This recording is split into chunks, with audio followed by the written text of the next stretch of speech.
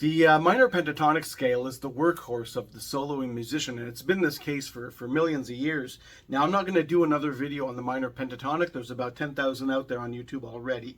But I like to see the minor pentatonic a different way. Rather than see this familiar K shape that you're probably familiar with, which follows the 1-4, 1-3, 1-3, 1-3, 1-4, 1-4 pattern, what I like to do is simply constrain it to the 5 notes. So I did 1, 2, 3, 4, and 5 notes, and that's pentatonic. There's 5 notes.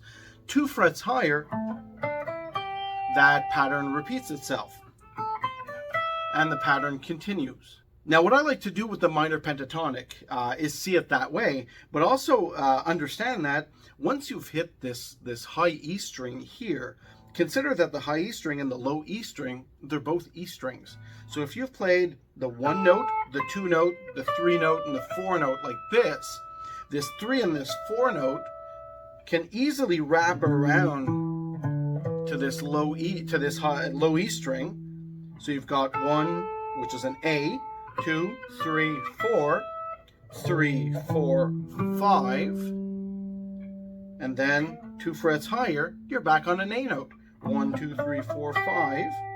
1, 2, 3, 4, 5. 1, 2. Now what I do on the high E string, I can replicate that on the low E string. So 1, 2 becomes 1, 2, 3, 4, 5. 1, 2, 3, 4, 5. And so on and so forth. Now I know what you're thinking. You're not going to take your minor pentatonic and when you reach the string number 1, you're going to wrap it around. But grab yourself a backing track in A minor, do your 5 notes like that, and do exactly what I've just done. But except this time, take the time to visualize. If you've reached 1, 2, 3, 4 there, go ahead and wrap it around and give that a try. 1, 2, 3, 4, 5, 1, 2, 3, 4, 5, and do exactly what we've just done. And also do it in reverse and spend some time on that. That will get you used to not thinking about the minor pentatonic as this 6-string box, but rather this 5-note movable shape that you can move everywhere on there. So that's exercise number 1. If you want to get to know your fretboard a bit better without necessarily learning a whole bunch of complex patterns, we just did it. We went from the 5th fret on the 6th string, and we made our way all the way down here on the fretboard, and we covered a whole bunch of ground by doing that. So that's one easy exercise that you can do to get to know your fretboard, and do it in any minor key. You're good to go. Now, another thing I like doing is taking the minor pentatonic and trying to logic out some of the notes. You may know that the root note of the minor pentatonic is obviously the 1 note. The second note that we have over here, 3 semitones later, is our minor 3rd in the minor pentatonic. On the 2nd string, we have the 4th, the 5th, the minor 7th, and now we're back on the 1. Now, these designations typically relate back to the major scale, and that's where we're going to jump in right now. If you're afraid of the major scale, don't be. It is the building block for music composition in the Western world, and if you learn one thing about music theory, let that be the major scale. I've got this really simple pattern that flows well on the fretboard. That can really get used to it. In fact, I've got this video on the major scale that you really should check out, maybe even before watching the rest of this stuff. So the major scale is 7 notes, and it's 7 notes that define a key, and they define not only the notes, but also the chords that we can play in that key, and they are the building blocks or the framework for music composition here in the Western world. And there's a simple pattern on the fretboard that I use to to memorize and to use the major scale. It's this simple pattern of given a root note. I'm going to imagine I start on the G major, on the G note here. It's this simple 2 semitone, 2 semitone, 1 semitone, which is the same thing as the next string, then 2, 2, 2, and then we're back on the root. So the pattern that you see here, that's what the major scale looks like for G major, because I started on G major. If you want to know what the A major scale looks like, just shift that pattern over 2 frets, and you're good to go. So you can use that exercise to find what notes are in the A major scale. So in the case of A major, we have this A major, 2 frets is a B, we have a C sharp, a D, E, F sharp, G sharp, and an A. And this will work everywhere on your fretboard. If you pick some random note and you figure out what that note is, in this case it's a C sharp, D sharp, F, and so on and so forth. Just use that pattern and you've got everything you need.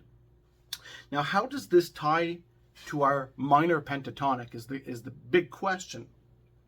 Now, when you start your minor pentatonic on the, let's say on the A note, because that's what we've been doing. We've been using the A minor pentatonic. One thing that you need to know is that the minor scale is the relative major scale of some other key.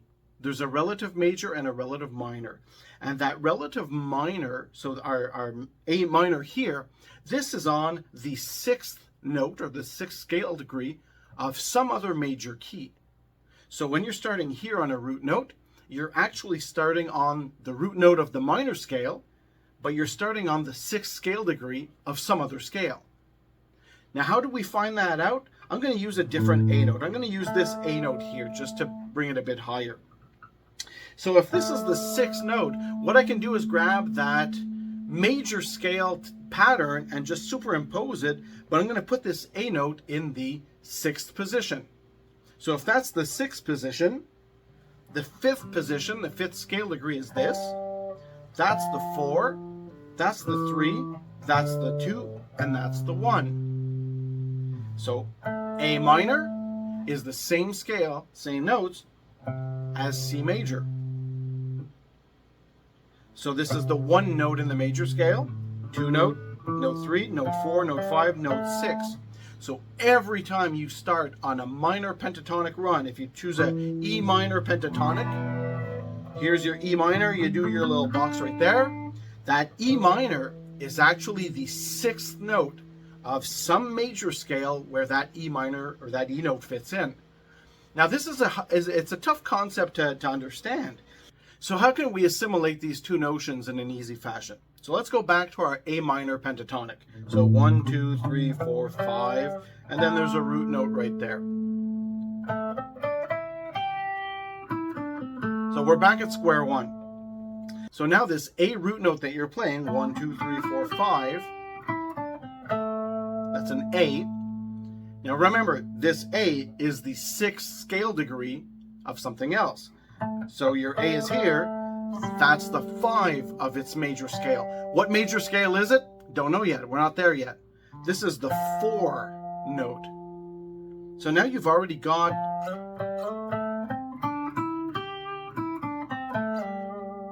a couple of more notes that you can use in the major scale. This is the 4, right? So switch your brain from minor pentatonic 5-note scale to, oh, now we're switching back to our major scale, 5, 4, 3, this is the 2, 2, 3, 5, 6, pentatonic, 5, 3, 2, and 1. That's a C note, so now we know that it's the C major scale.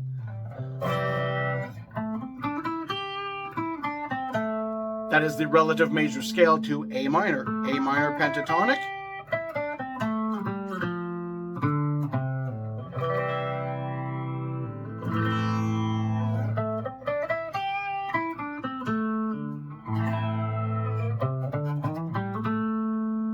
So by associating the minor pentatonic to the 6th scale degree of some major scale that you might not know about, it gives you access to all of the 7 diatonic notes. And that gives you more breathing room. Now, what that also just told us is that between the A and the C, there's a B there that we can play.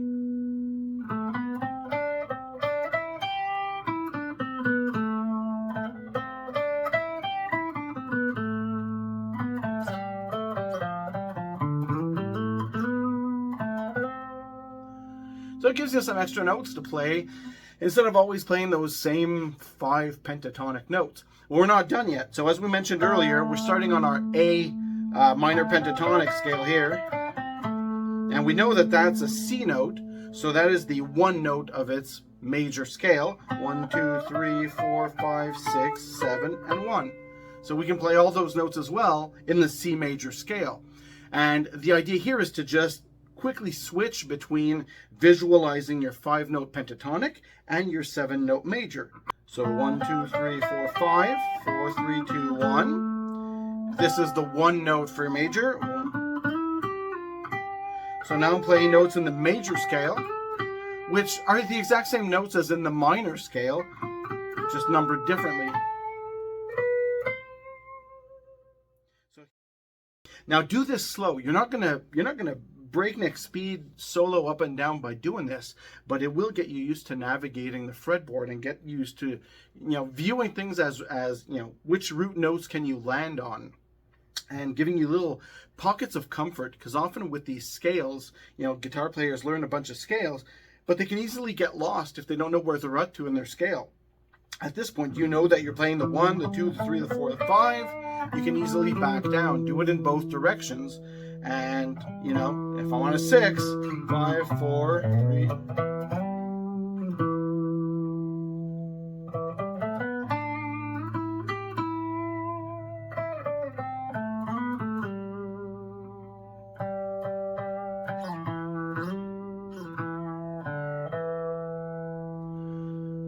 With a bit of practice, you'll be navigating the fretboard with these 2 techniques. And once you've got that down pat, you can start building a musical vocabulary of fast licks and just play those up and down the fretboard by just anchoring yourself on a root note or on a 5th note or on a 6th note or whatever, and just anchoring yourself to that. Blaze your lick up and down, go to some other position, do your lick, do another lick and whatnot. That's what a lot of fast guitar players do without getting lost. They have these little banks of rapid fire repeating licks that they can do based on, okay, now I'm at that position in whatever key. I can do this thing without thinking about it really fast. And then they can just, navigate elsewhere and not get lost. And at the same token, remember which chords that they've been doing. Learn that major scale, practice the minor pentatonic in a way that doesn't get you lost. Repeat some of the exercises, grab some backing tracks, spend some time on it, and in no time you're going to be just navigating the whole fretboard, and you'll know what you're doing. That's the most important part. Have fun practicing.